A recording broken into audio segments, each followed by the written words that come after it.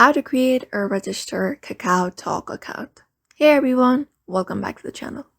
In today's video, we are going to show you how to sign up for KakaoTalk and create an account. So let's just get started. First of all, head over to the App Store and download it into your device. You can just download it. You can just open it up after it is downloaded.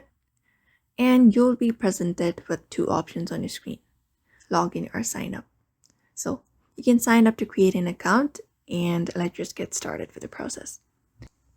So first of all, you can just go ahead and tap on this agree and continue by agreeing to the terms and conditions and give permission to access them your phone number. Also allow the necessary permissions from here. So now you need to enter up your phone number. Make sure it's the correct one, as you will be receiving a verification code here. So just go ahead and enter it here. And KakaoTalk will send you a verification code on your phone via SMS. Enter that code into the app to verify your number, and then your profile will be set up. You can set up your profile after that. And now you're all set up and you can start adding friends, sending messages, and using all of the features of your KakaoTalk.